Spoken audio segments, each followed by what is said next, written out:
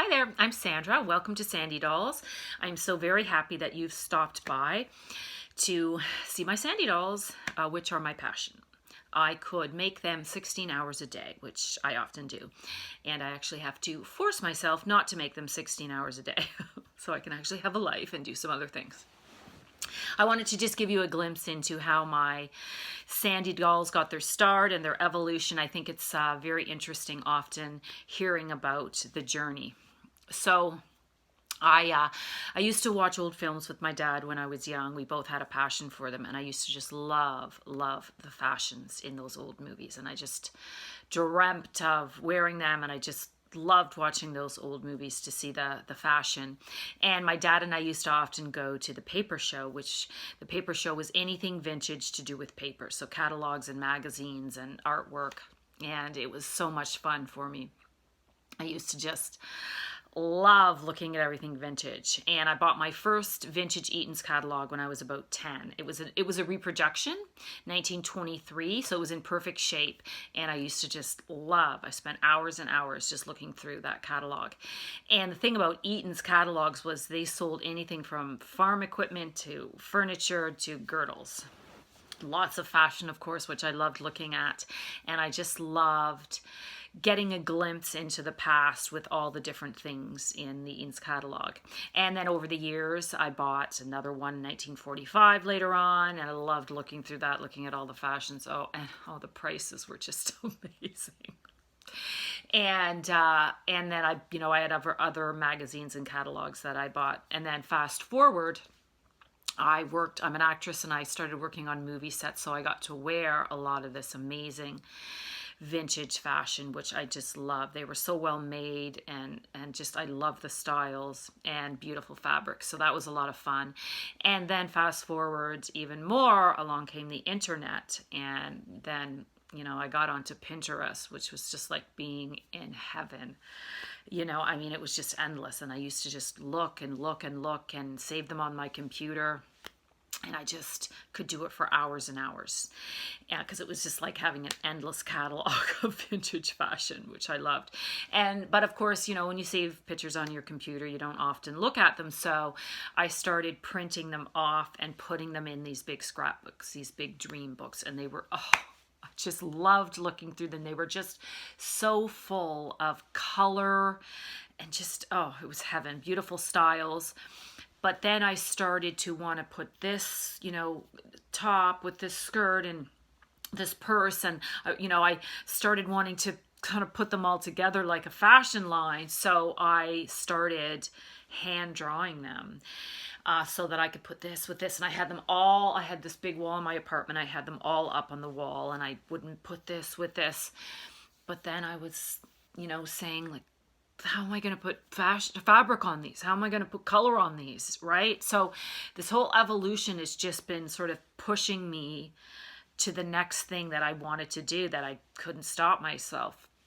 So one day I woke up and I said, I think I can make these on my computer. And away we go. That's really kind of the first day that the Sandy Dolls got started.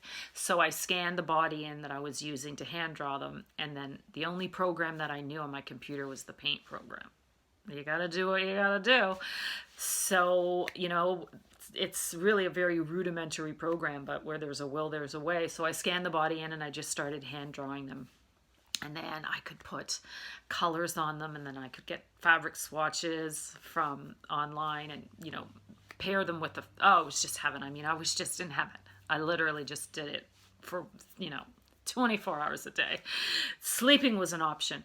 So that was just wonderful, putting all these different, fabrics together. And then I started adding purses and, scarves and jewelry. And then one day, but like my body was just so awkward. The arms were hanging out, and they looked like lobsters, and they had no legs. They had no legs. My poor dolls had no legs, and they had no heads.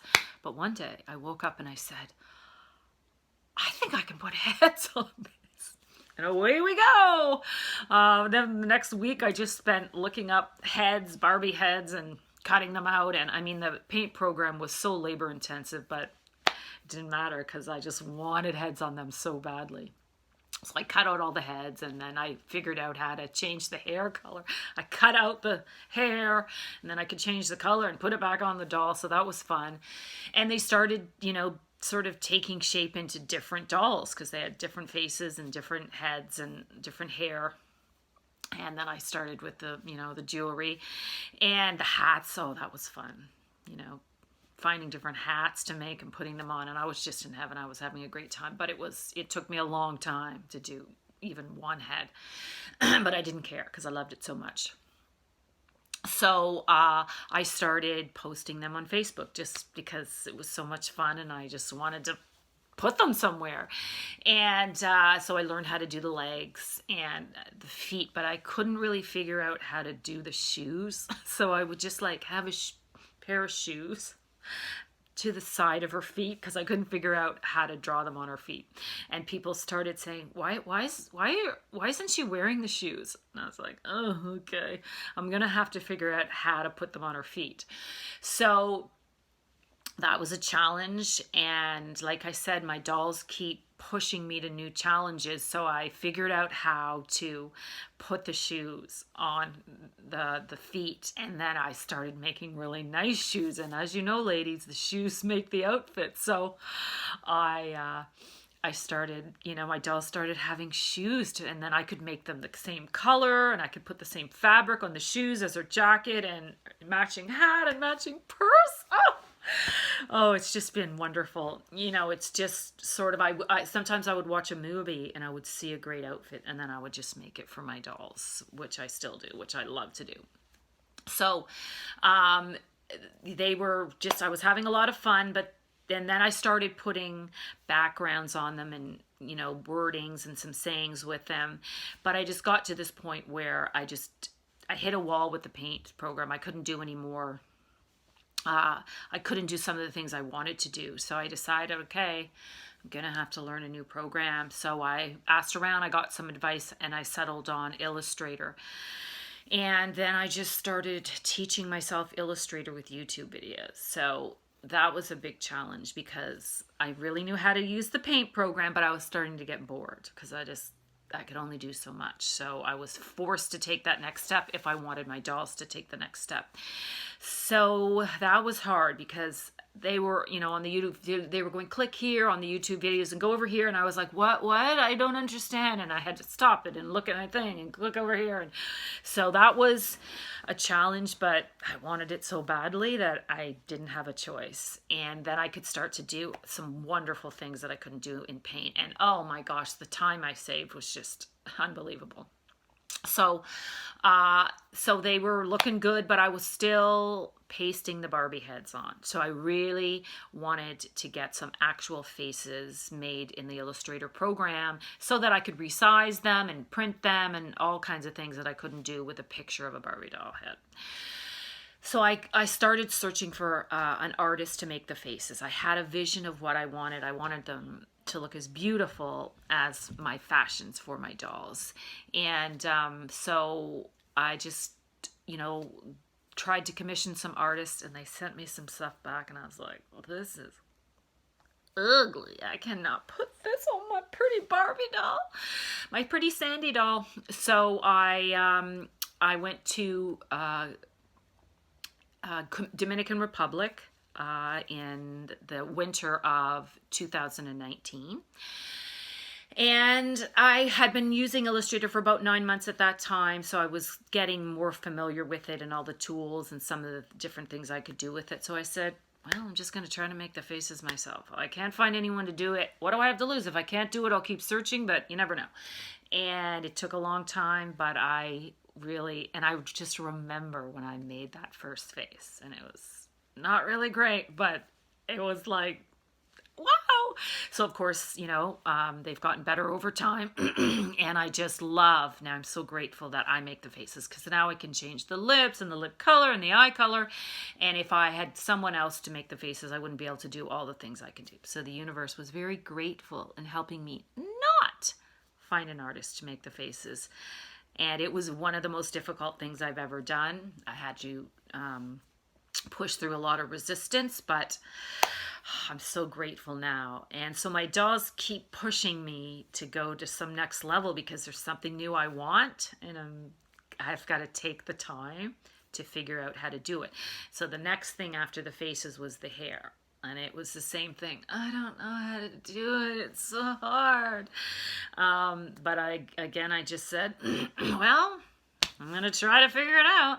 So I watched different videos and I just kept trying it. And I realized that, you know, nothing is going to turn out exactly as you want it the first try. But if you do something consistently, you start to learn different things and try different things. And then sometimes I would just make mistakes and I'd be like, that looks great. So many times I would just do something by accident and then I would learn something new and it would look great. And that was wonderful. So then, you know, my Sandy dolls got to a place now where I can size them and they're printable because they're really good quality. And so I knew it was time to get them to market. So that's where I am now. And I just love making them. And now I'm, you know, using them as some sort of memes. And I've got some quotes and film quotes and all kinds of things, and it's just a never-ending process of new ideas and new things that are happening with my Sandy dolls, and I just love it. It's been a great challenge getting here from that first you know, those first ones that are hand-drawn, and I still have those pictures of the hand-drawn ones, and you know, I've got all the ones I put up on Facebook with the lobster hands, and you know, they were just stiff, and now I got some more body movements over time, and so it's just been, and I learned to make my own fabric designs in Illustrator, so my Sandy dolls can wear my own fabric designs, and it's just been amazing. So thank you for coming and for hearing about my journey to get my Sandy dolls to where they are now. I think it's important for you to know that they are not made by a robot. They are handmade by me, each and every one, and it takes me quite a while to make each one because I really take the time to make something that I think is really special. So thanks for tapping into my journey, which is going to be ongoing. I can't wait. You know, I think about where they were 2 years ago and where they'll be in 2 years. It's really exciting to see what's going to happen and what's going to unfold. So please put your email in here somewhere on the website to join my email list, my newsletter, so that you can, you know, see the new Sandy dolls that I make and new products that I'm bringing out and hear more about the next steps of my journey. I would love for you to be a part of this community, and so you can be on my journey with me. I would really love that a lot. So thanks for stopping by, and I'm so happy that you got to hear all the unfoldings of how my Sandy dolls got to where they are, and for you to see where they're going to be going. Thanks for coming, and I'll keep you posted.